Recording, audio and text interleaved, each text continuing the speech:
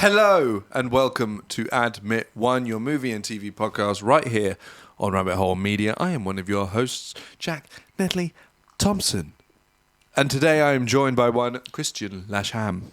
I would like us all to be withstanding and take a minute's silence for my broken surround sound system. I'm not going to do that, but it's fine. I think we're just going to have a very silent... I'll just do the This is Admit What? What? This is Admit What? It is very dark in here. I don't know what's happened. But yes, this is Admit One, your movie and TV podcast right here on Rabbit Hole Media. If you like what you're doing and what you're doing is watching us, you can follow us on Twitch at Rabbit Hole, Twitter at Rabbit Hole _UK. He's really distracting me. It's dark and moody because it's a dull, grim day. But why is it so dark? I don't know. Because we need to invest in some better lighting. And to do that, we need help from you by subscribing repeatedly or donating or however you want to do it. And then we can invest in some better, proper lighting. But it wasn't dark on Saturday. Yeah, but we don't talk about Saturday. Yes, the darkness is for the morning. That's why. I think it's because this is a particularly white background. Yes, I think that's what it is. Camera's auto ISO thing. I need to stop putting it on auto ISO thing. You learned that several times. Yeah. And yet you just don't do anything. No.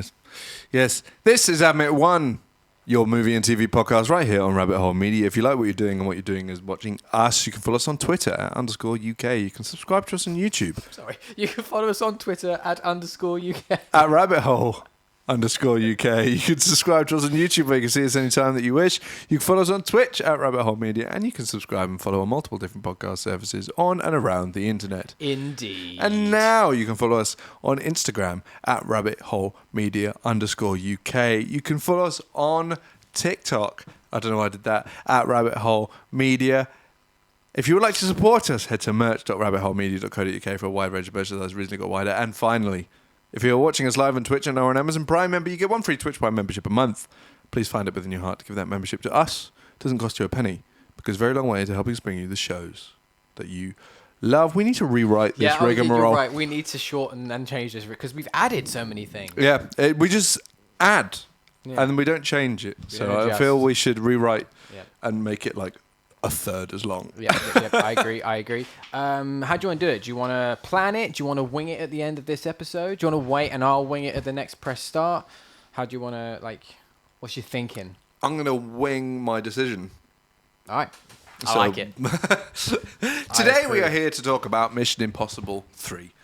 MI3. Tom Cruise does silly things the third. That's what we're here to talk about today. So I'm going to kick it off, as usual, with general thoughts. Kristian. Well, as usual, this is my first time watching Mission Impossible 3, although I feel like I've seen bits of this one, because there were bits of it that I was like, I remember this. So I think I've caught bits of this, like just on TV broadcast, or like I've walked in the living room and my dad's watched it at some point, or something like that. Hannah says, I feel this should probably fit in the category of in-house details best sorted off camera. That's where we do our best work. Yeah, I don't think we've ever made one good decision off camera. Agreed. Yeah, so I've seen bits of it, but I had a really good time with this film. Yes, correct. Yeah, I had a really good time with this film. I don't think it's not incredible cinema in any stretch, but it's a good, fun action film with some risk. Like, it actually feels like risk, and how are they going to deal with these situations? An interesting kind of mysterious bit of the plot as well, which never gets fully resolved, which I quite like, actually, that there's just still this little, like, oh, so what is the thing with the thing? What is it? Yeah, I had a really good time with this film. It may have been made all the better because my morning was spent mourning and, doing my best to revive a sound system. By the time I got around to watching the film and I had a sound system, I think I was just happy that I had surround sound again. So maybe it was just that. But no, I had a good time. I love the fact that all the issues you bring up on the podcast and go on about in extensive detail make you so upper class. It's unreal. Yeah. Like, you're not particularly upper class, but you're like, I cannot watch a movie without a surround sound system. To the point where when you text me, you forgot that TVs had speakers in them. You didn't even mention that was a possibility. You were just like, if I can't get this fixed, I can't watch this movie. Yes, because no.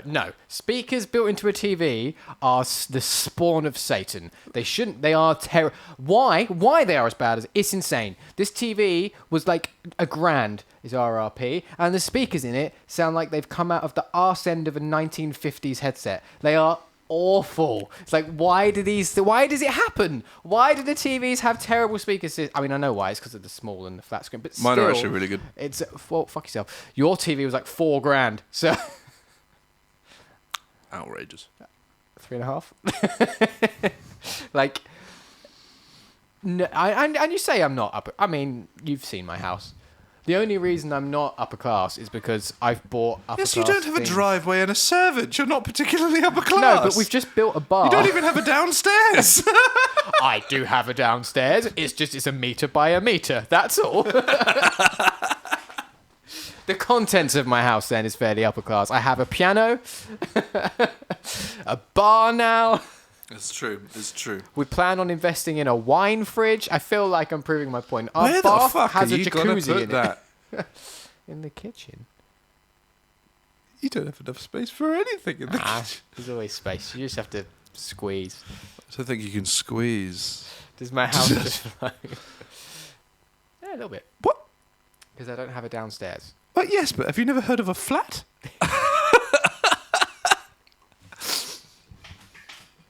And it's mainly, the thing is about the sound system, really, I just want to clear this up, is that once you've had a good quality surround sound home theatre system, it's impossible to go back to just TV. Disagree. You can't do it. Do it. I'm living proof. Yeah, you're a cuck. I'm just not a snob. Well, yeah, that's fine. I'll be a snob. Play the snob card if you want. It's fine. I'll take it. I'm a snob in other ways, so it's fine. I refuse to watch things that aren't in 4K. Yeah, so there you go. Yep. There we go. Right, I really like this film as well. I think it's one of the best ones, one of the better ones, especially compared to last week. Mm-hmm, mm-hmm. And then, oh yeah, thank God that it didn't fuck up all the action scenes by slowing it down. I don't think there was a moment of slow motion in this movie, which the movie was all the better for. Yeah, and they still managed to fill the 2 hours. So I think slow motion is not the way to do it. But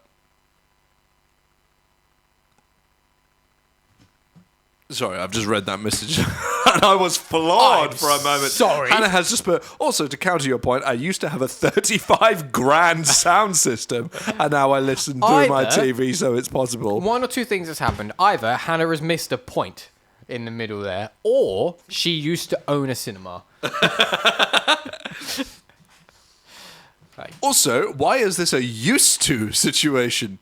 Yeah, what happened? We need more of this. We need more on The info is needed. And hey, just because you'll have low standards on sound, that's all. I don't. A $6,000 CD and DVD player. What did it do? Were you aware of £25 options? Apparently, you could tell the difference between the 4K and 6K one. What? $4,000 and $6,000 one is what I assume she means. But why? Why are we even near approaching 4,000?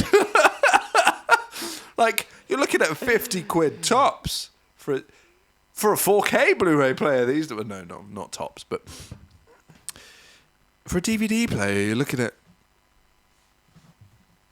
not much. I'm going to go into Amazon and see how much you can get, because I didn't even know you could get. Well, anyway. Good time with this film, regardless of such, and without the need for slow-mo, as you say. Yeah, thought it was good. I thought it was good. £33. I'm just baffled by that. A $35,000 sound system, fine. I don't know. I mean, unless you've got a PA for Wembley, I don't know if you need to spend that kind of money on a sound system. No, I don't need. You don't need to spend any money on a sound system. False. You will be forever miserable if you don't.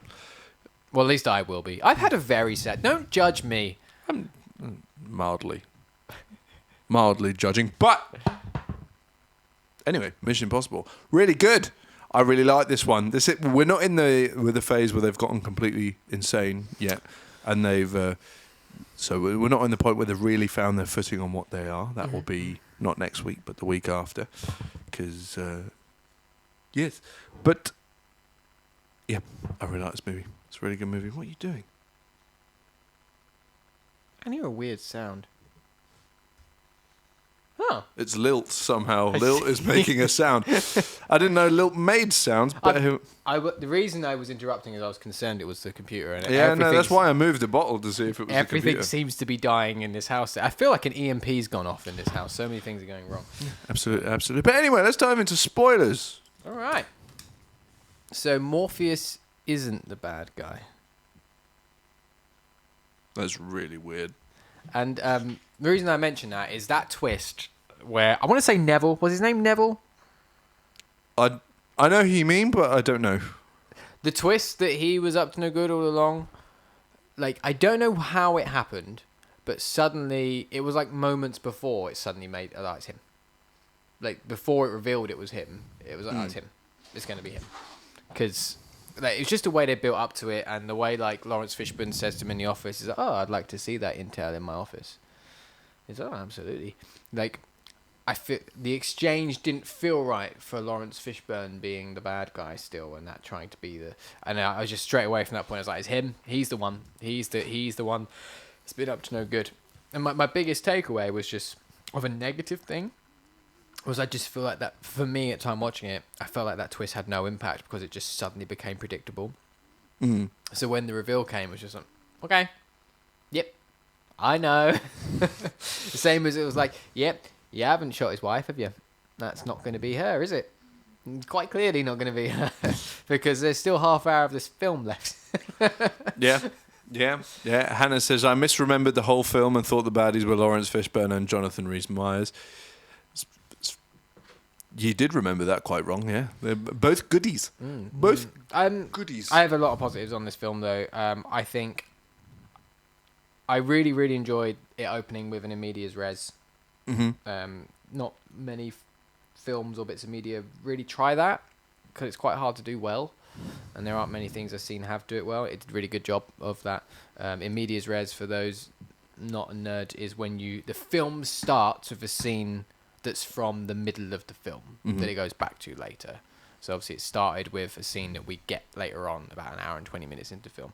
Uncharted 2 does it as well. Uncharted 2 does do it. On the train wreck, which is actually a scene from the middle of the film, middle of the game. There's a lot of things that do it. Strangely enough, J.J. Abrams has openly said that he thinks Uncharted 2 is the best opening in media, in the history of media, because of its use of in media res. False, but fair enough. I mean, it's a fine opening. It's a good opening. So I enjoyed that, and I enjoyed the way the plot progressed because there was these little twists and turns and building these different, almost like little different segments of it, and they all built into something. And so I really enjoyed that at the end, after it all gets resolved, and you get the rabbit's foot back to the IMF, and all well and dandy, and they're all happy and celebrating, married, and the president wants you to do something, and all this, that, and the other.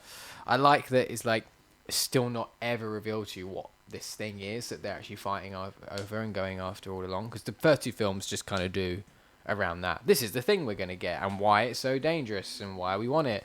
This didn't focus on that as a much more personal story, which I think was just a bit more interesting. Yeah, absolutely. I kind of feel like end of the world thing. In this particular hierarchy of an agency anyway, Ethan would probably never be told what it was.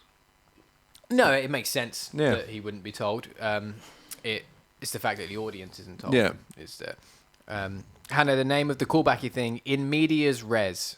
In medias res. But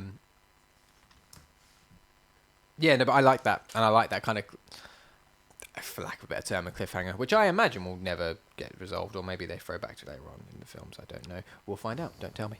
I don't know what you're referring to as a cliffhanger. Not knowing what the rabbit's fit is. I see. I see. Obviously, I can't answer that. No, yeah, please don't. But no, I really like this movie. I think this is probably the movie that's best on like a performance standpoint out of all of them. Yep. Out of all of them, largely due to Philip Seymour Hoffman. He's very good anyway. He's always pretty damn good. Yeah. So there's no surprise that he's really good here as well. I think terrifying, by the way, like legitimately terrifying. Mm-hmm. I think if you are good at acting while shouting, shouting acting, you shouty acting, you've impressed me. Yeah, it's Fitz, and this one, Owen Davian. It's really good, and obviously, like in terms of action, this isn't the most ridiculous, like balls to the walls one that's out there, but I still think it works really well. Yeah, you don't have to have ridiculous action for it to be good action. No, it's good, competent action scenes that are shot well and produced well, choreographed well. Tom Cruise always is going to hold up well in a good action sequence. So yeah, it all works. Like the end sequence when he's in the place in Shanghai and he's just saved Julie. Julie. And then like he like that whole sequence of him like, I've got to work out how I'm gonna shock myself. I'm going to work this out. I'm going to try and teach you how to use a gun at the same time. And then obviously she then has to defend herself. That sequence is just filmed really well, of just kind of her trying to work out what she's going to do, and you're kind of working it out with her because the way it's filmed, it's revealing to you her thought process as you go along, in terms of you see a glimpse of the reflection on the cabinet and it goes back to her, she cuts back to her and then cuts to the camera panning down to show you, right, I'm working this out with you. We can see around the corner with this. Excellent. And just, it works really, really nicely to make that bit feel less safe, and as I say, adding some risk and sense of dread, because normally when Tom Cruise is in an action scene, because of the previous things that's happened even in this film of him sliding down a building and just happening to catch on at the end and be okay, typically you see Tom Cruise in one of these situations, it'll be fine. It'll be fine. But he is literally dead at this moment in time. Yeah, he's dead, and she didn't know what was going on, and they film it in a way that adds that kind of uncertainty to it, by doing it with weird shots around corners and with reflections, and you're never seeing anything clearly yourself. So if you feel uneasy because you can't really see what's going on, so you feel uneasy as well. It's very clever, very, very good. I completely jumping away from that moment. I had one, well, you're dumb moment in this film, and that was screaming into somebody's comms, "I have information just for you. Turn off your comms." Yes, that was stupid. Stupid. Yeah, there was a lot of stupid things. The other thing was weird. I liked her in the scene before. She was looking weirdly psychotic. Yeah, but I think anyone would look reasonably psychotic if they'd been randomly kidnapped, shipped across to China, and just tied to a chair. I'd be a bit annoyed. Yeah, and then was watching your new husband perish. Yes. And what I did find weird about their thing is she is alarmingly okay with the entire situation afterwards. When she's talking to him, she's just like, "Okay, you're an agent. You're a secret agent thing. All right, no worries." Sweet. You'd have questions. Like, I'd be like, maybe what she's just the relieved. fuck are you on about? Maybe she's just relieved that it wasn't an affair. Maybe. But yeah, I mean, I know if the roles reversed, I'd be like, "You're insane. What are you talking about? Are you talking about you're a secret agent? This doesn't exist." For the impossible mission force, get fuck fucked. Off. But she just seems very okay with it. All right, sweet. Yeah, just stroll across here holding hands with this seemingly clearly murderous thing. They were walking out of the building where they had left corpses. Yes. And just come, so why are we in Shanghai? Yeah. Why are we in China? That's the question you have right now. It's not... What? You mean, why did we... It's not why did we just murder people? I realised they were trying to kill you, but at least question why you were in that boat. Yes. Why would we try to be getting killed, and why do we kill them? Like, why is this okay? Why are we so nonchalant about all of this? Like, you seem perfectly okay with the fact that you've just murdered people. She does say at one point, like, "How do you know how to do this with the gun?" Like, I like that, and that's what I thought they were going to do. Is why it was so weird. Why she said, like, "Okay." Like, why was how did you know the shock thing was going to work? How do you know this? I would have so many questions. Well, he didn't know it was going to work, to be fair. One of my questions would also be like, how does, after all this, your hair still look so good, Tom? One effect I did really like was when he had the tongue pressers in his mouth. And just the speed in which they just went, poof, like obliterated and shattered. I just thought, good effect. I liked it. Logical Robot says, can we all simply agree on how Jonathan Rhys-Meyers is too good looking? The absolute twat. Yes, however... it's all okay because he can't act, so it's fine. This is fair. I did like as well. I feel like, I mean, you did kind of sort of imply it that it's not the craziest of the films so far. Not by a long shot, no. Especially so far as well. It did feel a bit more grounded and down to earth, which I quite liked, which is maybe concerning going forward, or maybe not. We'll see. Yeah, but it's like then when was it Rebecca was the first girl they rescue? Why am I so bad with names? It's definitely not Rebecca. Lindsay? Yeah, let's go with Jessica. Why not? Carry on with your point. When she gets killed by the thing in her head, yeah, that's brutal. Oh, the eye! Oh my god, it's fucked, isn't it? It is brutal. I was just like, oh god, this has gone a different direction to what we've seen from Mission Impossible so far. And I'm okay with it. I'm here for it, but it caught me off guard. I was not expecting it at all. Lindsay Farris. Lindsay Farris. Okay. Yes. I prefer Jessica. Let's go with Jessica. Jessica Farris. This almost sounds like Jessica Rabbit. I think we all prefer Jessica Rabbit. Indeed. The eye. Exactly. Yes.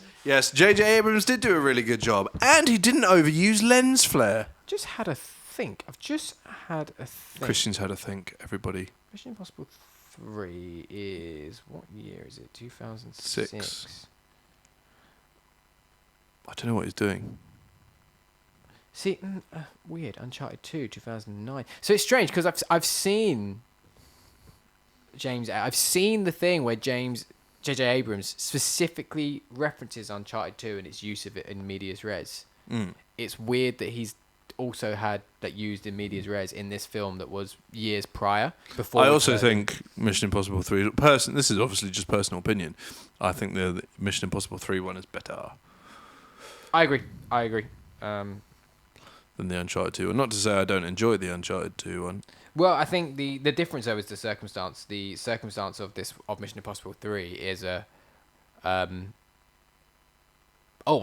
there's just so much more to it, so much more drama to it. It's much more of a cliffhanger to that situation because the irony being in Uncharted 2 you're literally hanging off of a cliff. It is a more cliffhanger situation because as far what you see is his wife die. Well, yeah, but at the time you have no idea who that is. Well, yeah. And then it just goes straight into the explanation, like the scenes where you start to learn who she is. Whereas in Uncharted 2, it's just, Nate's got himself into a pickle again. So sounds like Nate. It's another one of those he'll be fine situations because you just know he'll be fine. And lo and behold, he was fine. So yeah, there's more risk to that. So it has more impact as an opening thing, especially when it's a third film. And it's a character we're established with who hasn't had, up until this point, a major personal relationship that we've seen. No. So, not that we've seen, no. There's definitely more weight to it, especially when you then start to learn that, this is his wife. Okay, there's more to it than this. Yeah, absolutely. There was one action-related thing that bothered me, and it bothers me all the time. Every time I see this, I go, fuck it. It's when... It was like the trailer shot as well. So it was when a missile blows up behind him and he gets blown sideways. Yeah. Yes. It's like, for fuck's sake. It's like, just put the car in front of him. Have him running sideways away from the... Yeah. Like a shot from the side and have him... It's just because they wanted to do the shot of the explosion behind him. But they also wanted him to have him hit the car as well. Yeah. Like, you can't have both because it doesn't make sense. Why would he get blown sideways? I did think that. I was like, why has he gone that way? But I can suspend my disbelief for that one. I liked the bridge scene. The bridge scene was really good, I think. I think the fact you could see the team... You've never actually seen them try and protect people before, which is kind of... It's not their role, but they're obviously somewhat decent human beings. And so you see like, them trying to stop them but save the people at the same time, and it all goes a bit tits up. Mm-hmm. Hannah says, it felt like we had gone from his and Tandy in M12 and all of a sudden he's settled down and getting married, but then it turns out there's 6 years between films. Yes. Yeah, and also, relationships end. They do. Yes, they do. Yeah. Particularly when you're in a relationship with a thief. I did the syllables the wrong way around. Thief. There we go. Oh, I see. You said thief. I said thief. Yes. I imagine being in a relationship with a thief would be particularly irritating. Yes. It's like, what? Yeah, it's bad enough with Camilla eating my chocolate. Let alone... Darling, where did the Maserati come from? Why do we have a new television? How much was this surround sound system? Who do I need to return this to? The British team was good. But yeah, you're saying seeing the team protecting people was good, but this was also... This film had a lot of seeing the team be the team and do what they do. Like there was a really good infiltration scene of the kidnapping of what's-his-face. And obviously we're seeing the mask being built and how they were working that out. And the whole processes of them not only executing the plan, but having to build... Like we've seen them do the I've got a mask thing a number of times. This was not simply just going, we'll go and have a mask. This plan was more detailed because it was we need to get the mask. We need to make the mask as part of the kidnapping, and we need to do it all as part of the kidnap process. It was really good to see that come together. And, the first film, the opening sequence of the first film is the team doing a really cool, covert, sneaking around mission. It was cool to see the new team doing that and doing it so well and flawlessly as well. It was really good. Hannah, what's the tally? How many face rip-offs did we get, please? And I think we can count the half one. Yes, we'll count the half one because it was a use of a mask. Yes. Yes. The Vatican City job was, I think, probably one of the best parts of this film. Yeah, I think so. Just from start to finish. Only two, including the half one. The two that includes would be the half. Does it? Does it?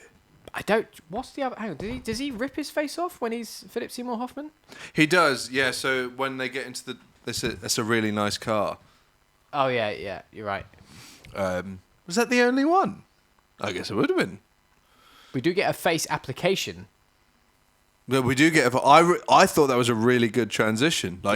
So obviously you get the shot where it's Philip Seymour Hoffman on 18 tons of heroin and in a parallel universe. But then they transition as they're pushing it down really well. Mm-hmm. I think it's not just a cut. Yeah, it's actually a blend of two shots. I have no idea how they would have done that, but the magic of movies. The magic of movies. You just type into Adobe merge face. Yeah, it's just the merge face transition, the stock one. Yeah. Yeah. Well, whenever we make videos, all we type in is make video, and what happens is done. Create video. Create viral masterpiece. Although a viral masterpiece this time is an underage child dancing. Okay, I wonder where you were going, but that's fine. This is acceptable. This is okay. This is an acceptable joke. No, I was spewing facts at that point. No, it's fine. I just didn't know where you were going to go, but it's fine. Tom Cruise being Owen Davian and the kidnapped woman. The lack of mask rips off may have been part of my disappointment.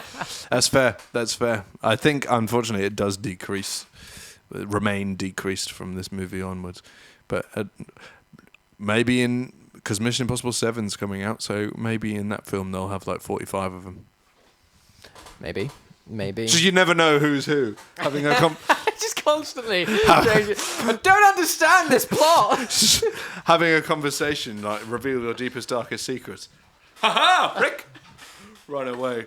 You chase him down. How could you do that to me? Rip off mask. Ha ha! We should, for the next Mission Impossible film, we should get ourselves masks of each other. I am in. We've got time. I don't know how we do it. There'll be really shitty cardboard masks. Yeah, that's what we need to do, isn't it? Yeah. Just a bit of string. Yeah. I'm on board. What'd be really funny is if we could sit in a position and kind of change the stature so that I would take the me mask off, but it's still me. That's the reveal. The real reveal is it turns out it's Rich and Charlie. Yes, absolutely. Absolutely. No, I really, really, thoroughly enjoy this movie in every way. It is upsetting to see a Lamborghini get blown up. Can we talk about the plane scene?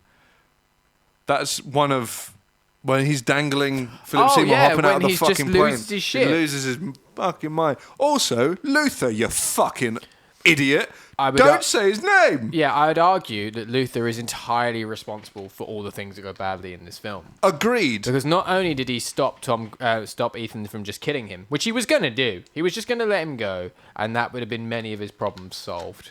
But also said his name. It's just repeatedly as well, again and again.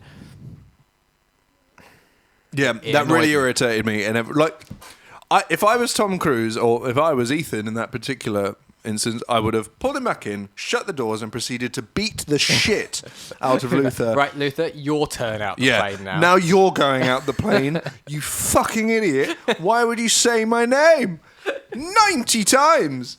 And then, but it does create for that very creepy, like properly creepy and unnerving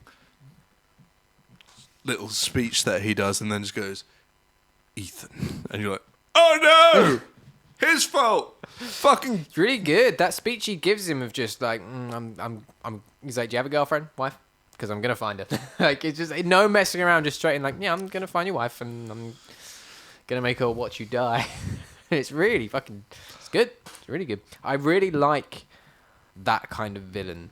The villain which is maniacal and crazy and twisted and everything, but is calm and sophisticated. I always enjoy that type of it. It's why I like villains like Pagan Min in Far Cry 4, for example. It's just that well-spoken, sophisticated, intelligent. I'm going to defeat you with how much smarter I am with you, as well as how much more guts I have to do these bad things. I'm not just crazily... Like, characters like the Joker and stuff like that are cool, but I find them boring quickly because, to me... Okay... He's crazy, man. Oh yeah, we see it all original. the time. Yeah, it's like, oh, you, the Joker without makeup, or you're every other villain known to man, just because you're like, yeah, I'm insane. So most insane people aren't actually like that. No, it is why. The only reason, like, I'd say Heath Ledger's Joker is good. Is there are a few bits where he's just like, he's calm. Yeah. Like the bit in that film when the guy calls him insane, he's like, I'm not crazy, or whatever it is. He's like, you're crazy. He's like, I'm really not crazy. Yeah. Like, that stuff's good. So yeah, there's calmer, more sophisticated. It's scarier because it also is like I fear what you could do more because you've got the patience to go out of your way to do it. So I fear you more. Like, it is absolutely more terrifying. Yep. Logical Robot says, the more I look back on Tom's MI movies, the more appreciation I have for them, especially 3 and beyond. Cruise filled the gap Bourne and Bond failed to achieve with lackluster follow-ups after Identity and Craig's Casino. I mostly agree. However, I would say Supremacy and Ultimatum were not lackluster follow-ups to Identity. And We're going to do those soon. Can we do those soon? We can do those soon. Hannah also says this film has less fun facts in general, but Ricky Gervais was supposed to play Benji, and I'm so glad he wasn't. They would have been. This one wouldn't have changed that much, but movies in the future would have changed quite drastically. He likely wouldn't have been recast. Going forward, they probably would put a different character in or something. But I'm trying to picture. Really cannot. Who are you referring to? I assume Robot? Ricky Gervais. Oh yeah, no, that makes so much sense. I was surprised PSH could match Tom Cruise in a fight. Oh, Philip Seymour Hoffman. That's because he had a bomb about to blow up in his head. He was being fucked up. The Ricky Gervais thing, that's interesting. I'm trying to picture the idea of Ricky Gervais in that role. And it would have been fine in this one. The thing is, all I can see in my head is just him from The Office, just really awkwardly dealing with the situation. Yeah, the only reason Phillips, because to the point where when Tom Cruise does actually start fighting back, he wins pretty much immediately. Yeah, he fucks him up. Yeah, He fucks him up. like he gets, he gets. There's no once Ethan Hunt stands up and goes at him. There's absolutely no competition. Very Batman Begins. Yeah. Sorry, I didn't mean to arouse you all with my cute elbows.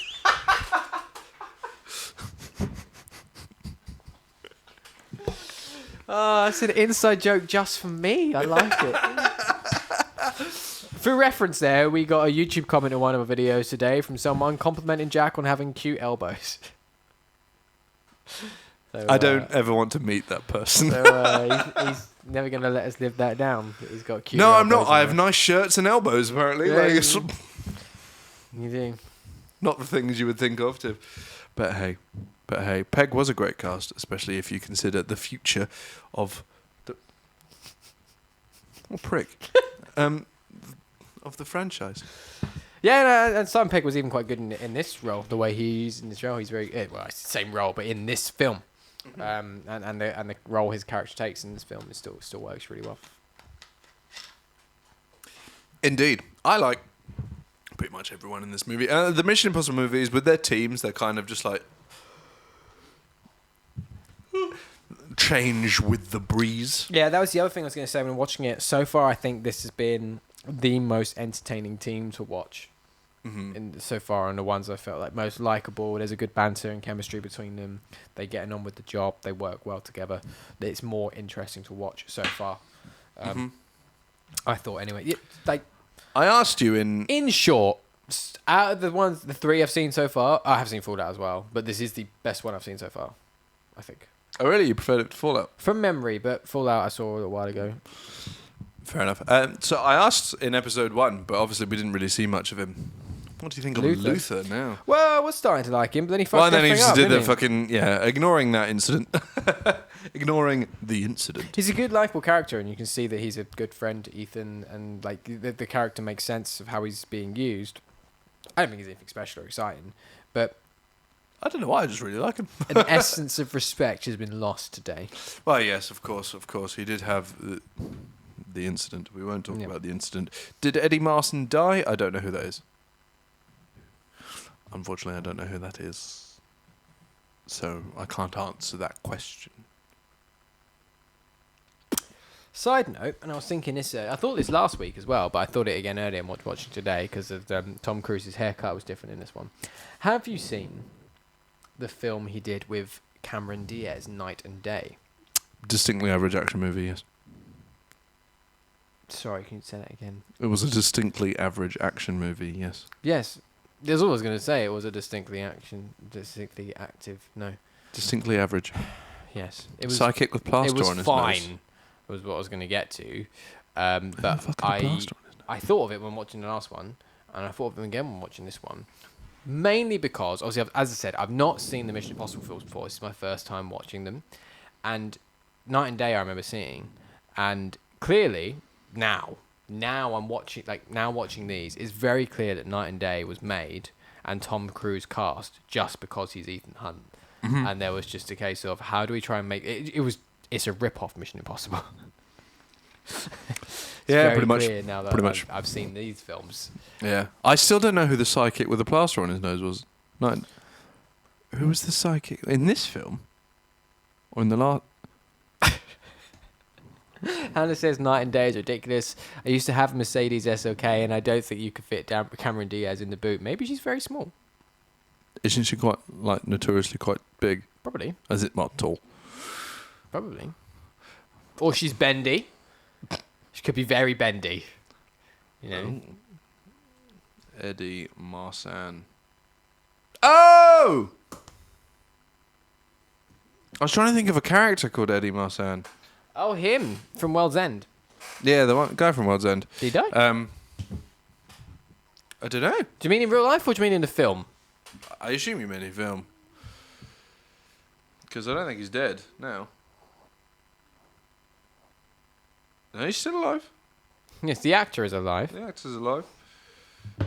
He's in World's End. He was in World's End, yeah. Ray Donovan. I like Ray Donovan. I don't remember what happened to him. I really don't remember what happened to him. He obviously got blown up and had a plaster on his nose. Did he get shot? Was he one of the guys that... Gonna Google it. Jules shot? I don't think she was. I thought she shot 2 people, didn't she? A random one goon and then the main guy. And then, Brownway.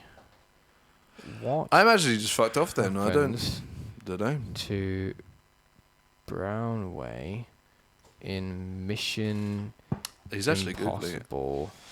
Oh, I don't remember seeing him again after that. Know. I don't remember seeing. I think he just up and vanished. He disappeared with the wind.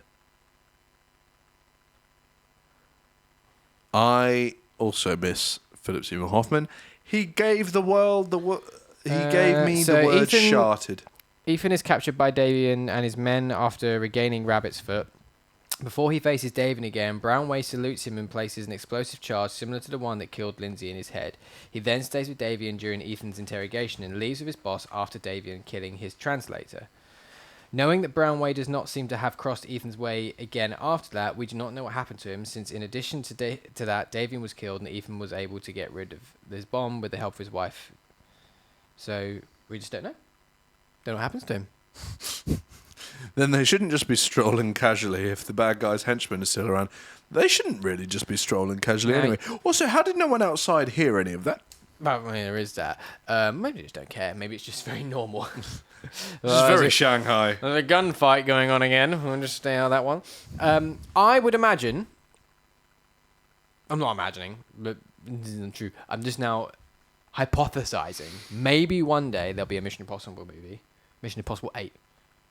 Where the whole plot is that he, Brownway, has been in hiding the entire time, planning his revenge for killing his boss. I would like that to be an opening, like a cold open, where he just comes out, he's been planning this entire time, he's about to take over, and Ethan just shoots him, like immediately.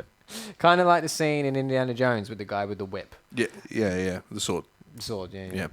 The guy with the whip was called Indiana Jones. Jones.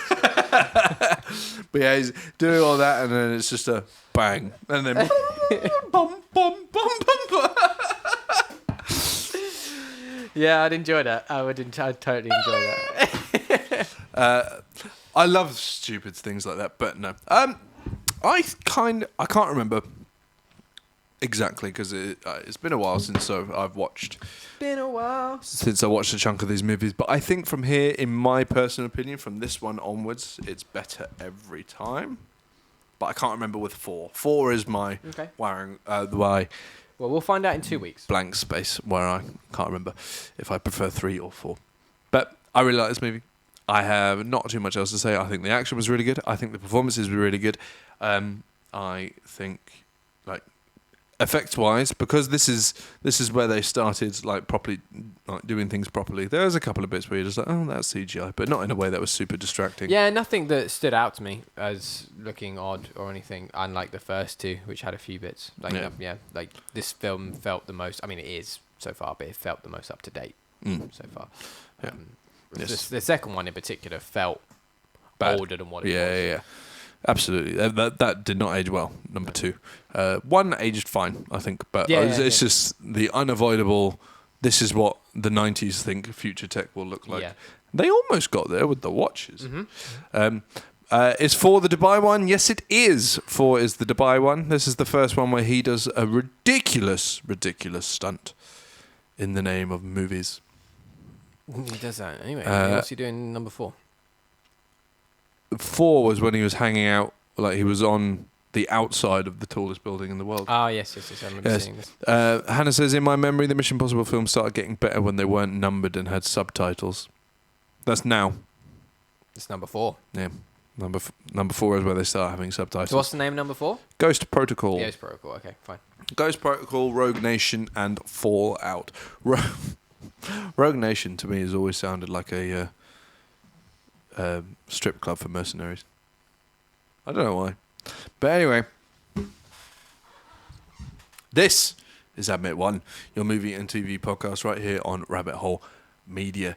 If you like what you're doing, and what you're doing is watching us, you can follow us on Twitter at rabbithole_UK. You can subscribe to us on YouTube, where you can see us anytime that you wish. You can follow us on Twitch at Rabbit Hole Media, and you can subscribe and follow multiple different podcast services on and around the internet. Indeed. And now you can follow us on Instagram at rabbithole_media_UK. You can follow us on TikTok at rabbithole_media. And I don't think there's any. Join our Discord and join the chat, because there are many conversations going, many opinions, good and bizarre, occurring. Join the carnage, join the fun. And finally, if you're watching us live on Twitch and are an Amazon Prime member, you get one free Twitch Prime membership a month. Please find it within your hearts to give that membership to us. It doesn't cost you a penny, but goes a very long way into helping us bring you the shows that you love. Right. I just want to say, by the way, I appreciate what you tried to do. Didn't work. Need to work on the flow. Agreed, because I had no idea what I was going to say. So this is why it was a bad idea. We need to rewrite. Basically, you've got homework to do now. You always have homework to do, but you've got homework to do that involves leaving your house. So next week, Tuesday, I've been interrupted by a bright red comment. Hannah has highlighted her message. She said, you need to join up all the ones that have the same name. So follow us on Instagram, TikTok, and whatever, at Rabbit Hole Media. Yes, that's the way to do it. It's very frustrating that we can't have the same name across all socials. Yes, Hannah, we don't do that because none of them have the same name. I don't know if you've noticed. Well, TikTok and Twitch and YouTube are all Rabbit Hole Media. Instagram is Rabbit Hole Media_UK. Twitch is just Rabbit Hole Twitter is Rabbit Hole_UK. Facebook is Sid the Rabbit Hole. The Rabbit Hole. Yeah, it's crazy. Yeah, they don't all have the same name. It's very dumb. It's very dumb. But we will look into how to make that more concise. But anyway, this Friday, as in 3 days' time, Shang-Chi is released in cinemas. Yeah, it is. You have from then until next Tuesday to watch it. You have until the 7th. You have 5 days, including the 3rd and the 7th. You have 5 days. No excuses. 5 days. Quit your jobs. Abandon your children. Watch Shang-Chi and join us live on Twitch next Tuesday at 8 p.m. But before then, we will be back on Saturday to talk about What If Episode 4 and, of course, jump straight into press start for all the gaming news of the week. Is there anything you would like to add? Tom Cruise. He's a very good-looking man. I don't know if you've ever noticed that his teeth aren't central, but This doesn't bother me. I don't judge people on their imperfections. As a matter of fact, I find their imperfections alluring. And until next time. It's why I struggle to enjoy your appearance. You're so perfect. Just not for me. Yes, other than the extra 200 pounds of weight that we don't need. And until next time, we shall see you then. I've forgotten which button it is. You can do it. All right. Toodly pip. Bye. Is that one and then that one.